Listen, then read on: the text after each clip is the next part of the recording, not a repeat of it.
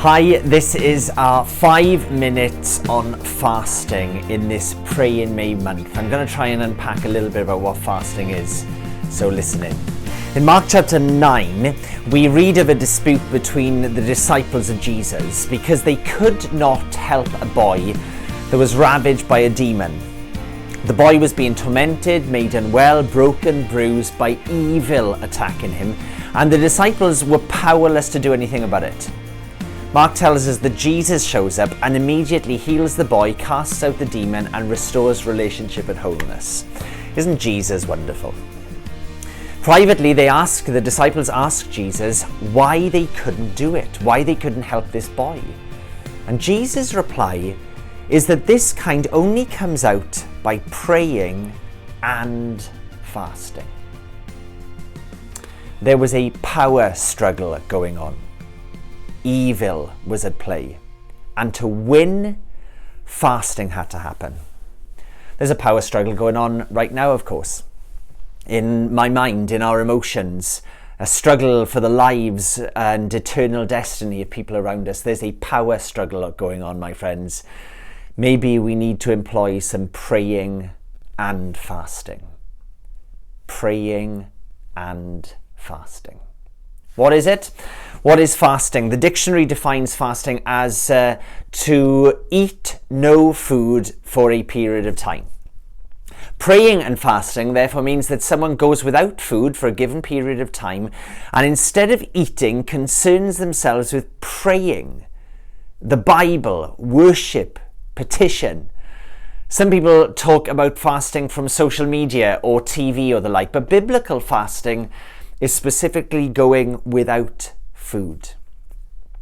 A few years ago, one of my daughters said that for Lent, that period of time leading up to Easter, that is often associated with fasting, she was going to give up chocolate. And I said, wow, you're going to give up chocolate for 5 weeks? To which she said, no, not all chocolate, just Twix.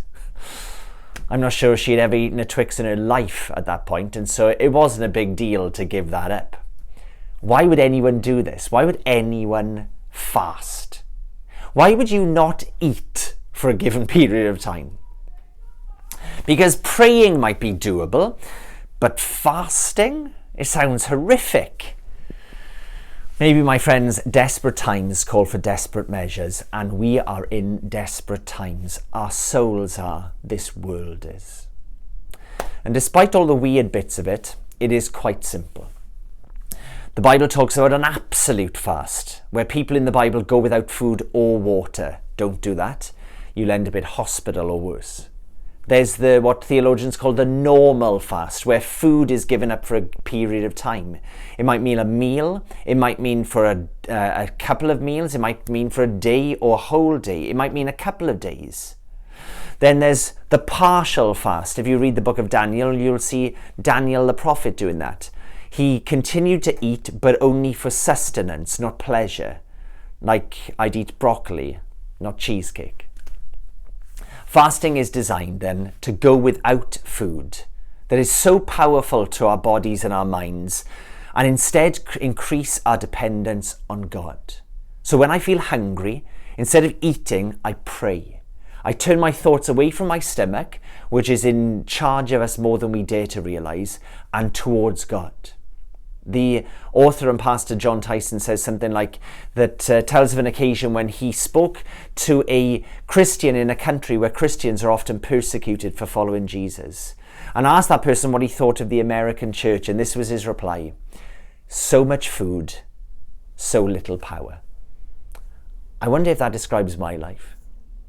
This kind, says Jesus, can only come out through praying and fasting, because there's a power battle going on. What would happen if we all engaged in fasting for a period of time during May? What would happen if each of us decided that for a meal, or maybe a meal or two, or maybe a day, or maybe a day or two, we'd give up food and instead use that weird hunger sensation to lift our eyes to Jesus and pray for the things we'd be praying for with increased urgency and dependency? Daniel Allender says that fasting sets the stage for God to appear. Imagine that. John Tyson says that corporate fasting, that's all of us fasting together, is one of the most strategic ways we can move from human-centered leadership and decision-making and accelerate kingdom mission in our time.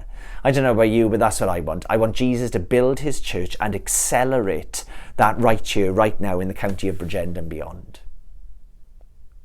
In the Bible, Moses fasted and God gave the 10 Commandments. When Hannah fasted, God gave a son. When Esther called for a fast, her people were delivered and their enemies defeated. And when Jesus fasted, he overcame temptations that held all of us in bondage. Fasting sets the stage for God to appear. And so, in Pray in May, why not fast too? Don't be unwise or silly or foolish.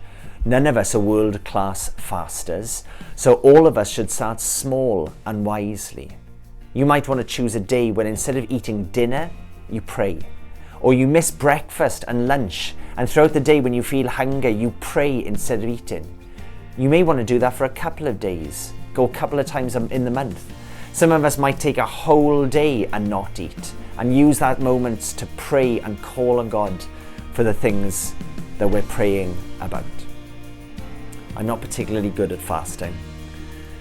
But when I do fast, I've noticed something.